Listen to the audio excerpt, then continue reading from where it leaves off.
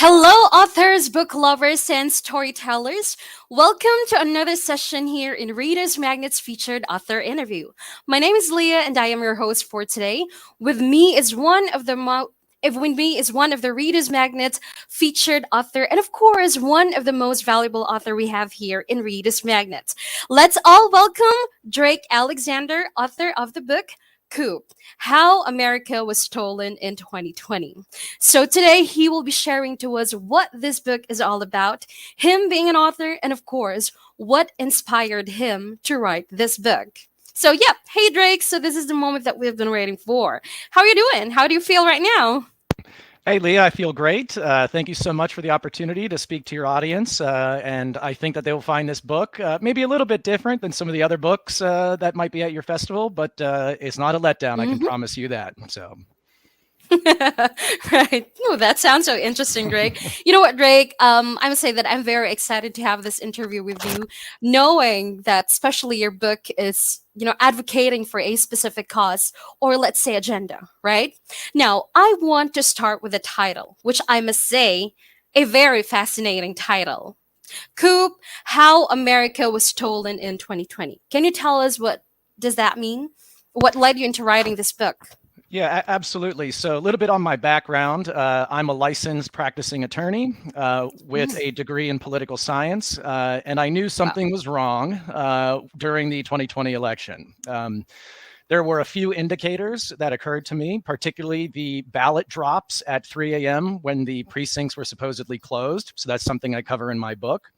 I also personally witnessed some of the illegality occurring at Whoa. various precincts. So I live in Pennsylvania, which was one of the hot spots Mm-hmm. for issues. And Right. I also, over the years, became, because it's been 2 years now, I became fascinated with how can dual reality exist? How can half the country be absolutely certain the election was stolen, and the other half be absolutely certain it was the most secure ever? So I thought about this quite a bit, and it all pivots on the definition of the word fraud and illegality. So my book explores how there were hundreds of thousands of illegal votes that never should have been counted, that were Mm-hmm. counted. And that's why when some precincts did recounts and things like that, that's why they kept getting the same number, because that same number included hundreds of thousands of illegal votes that never should have been counted in the first place. And my book Wow. explores kind of how that happened. Mm-hmm. Wow. That's really an interesting word coming out from your mouth, Drake. And you know what? I must say, how do you define a stolen election? What is the difference between you saying earlier fraud and stolen? Yeah, so there's a little bit of a nuance here. So when a left-wing media outlet says there is no evidence of fraud, what they're Mm-hmm. referring to is actual alterations, change to ballots. There's very little of that. What there was, however, was votes that should never have been counted because they were in violation of state law. For example, they didn't contain signatures, or they did not list the address or the name of the individual. So there were hundreds of thousands of ballots with just blank votes for Joe Biden that occurred. And those should never have been counted. They were in violation of their various state laws, but they were counted anyways. So my book does not make a judgment of whether those votes should have been counted or not. My what my book does is just say that technically they were illegal, and under the current law, you should not count illegal votes. Is essentially the Mm. point that my book makes.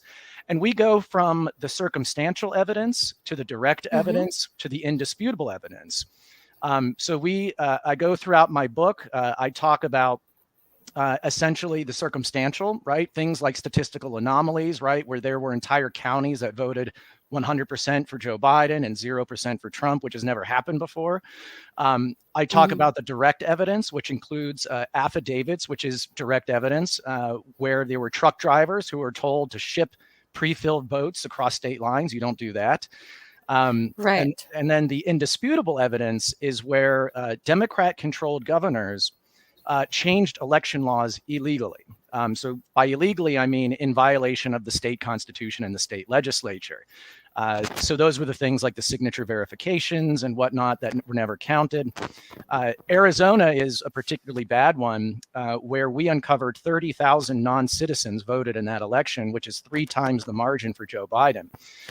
Now, what's interesting is I'm not a hyper partisan. I'm not a super pro-Trumper. I'm not a super pro-Bidener. This is an apolitical book, more or less, and it just identifies that there was a lot of bad behavior and illegality in the 2020 election. And Mhm. if there's one smoking gun, you're not allowed to talk about it. Your publisher has experienced recent censorship because of my book and various interviews that I've given. And that's a smoking gun to Mhm. me, because we had years after year after year of 2016 was stolen. You know, we had congressional hearings, federal investigations, and you're not even allowed to talk about this. And that to me is a strong sign that there's something afoot. Mhm. And I cover it in the book. Right. Telling, being all that being said, I must say that, whoa, this is really something that I know that every people should also know, right? Because it's based on your experience. And I must say, Drake, when did you learn that writing this book, when did you learn that language had power? Yeah, I learned it when they started to censor things. It was almost immediate. And I realized what they were doing was they would define the word fraud to mean something it didn't mean. Fraud meant actual manipulation of ballot images, which there was very little of Mhm. that. But fraud, the technical definition of fraud, is to commit a deceitful act, either by action or omission, that disenfranchises somebody else.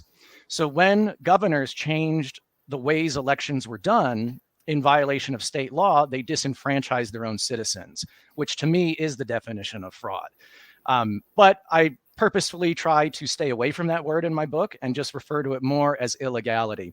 And if you explore this book, it's a state by state catalog of what happened in each state. And Mhm. it is nonfiction, it is political in nature, but it's written kind of like a spy novel. So you actually are, I actually take you to these precincts and these county Mhm. commissioners and these state secretaries. I actually take you there. You get to explore the names of who was involved, what happened, what they Mhm. found. And you won't find a complete catalog of issues with the election anywhere else, but here. So if you're interested, or if you have just kind of a strange feeling in the back of your mind when you woke up in the morning and suddenly millions of votes were found in the dead of night when they were supposed to be closed, this is how they Mhm. did it. And I walk you through step by step how it happened. Right. You know what, Drake, I must say that from the title itself, coup, for me, the way I understand coup, it's like an illegal movement that was successfully done, right? You're right. Yep. It's a political overthrow, is what Mhm. happened. And you know what, Drake? I must say that this is really, interesting discussion, especially you raising an awareness, integrity, the power of, knowing one's voting rights. Something like a wake up call for people to, to really know what they wanted to achieve, a platform that can be used to to, let's say, have a better future, community, government, something that deserves a good fight, right? And you being part of that, I know that this is really something that could really, let's say, help a lot of people, for especially for all generation. Such a great book, Trick, I must say.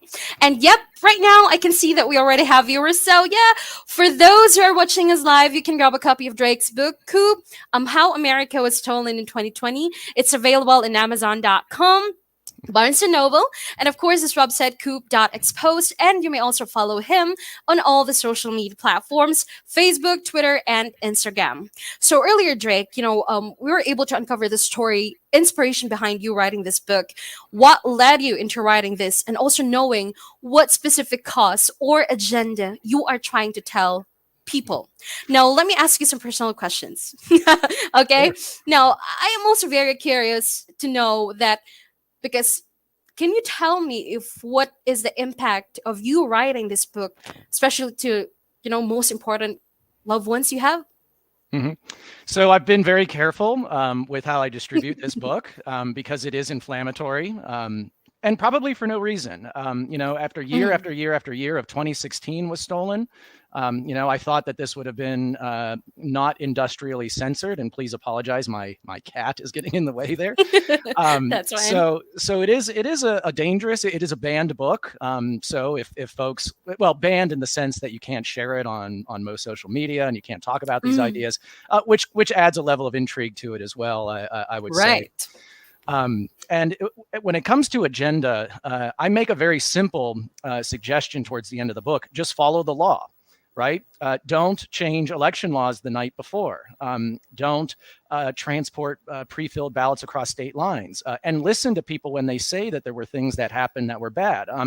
One of the things that happened in particular in Pennsylvania was poll monitors were kicked out of Mm, the precincts at a almost in a conveyor belt fashion.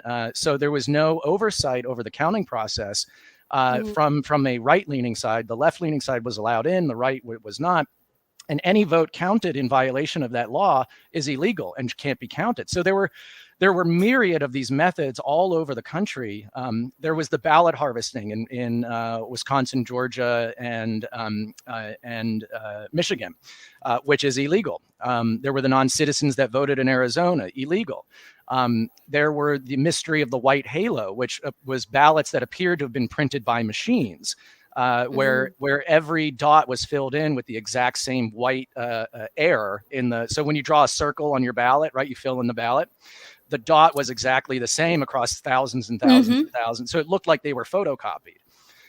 right. So yes, and so I just catalog all this stuff. But so my agenda really is just to follow the law, to be more open about talking about election issues. You can't be Mm, one sided like we are now, where everything on one side is banned and everything else on the other side is promoted. That's not how democracies work. And this is mhm, a huge problem. The reason I wrote this book was because this is how civilizations fall. This is when people do not trust their own institutions, their own government, and they have no voice to voice those issues. That's when civilizations collapse.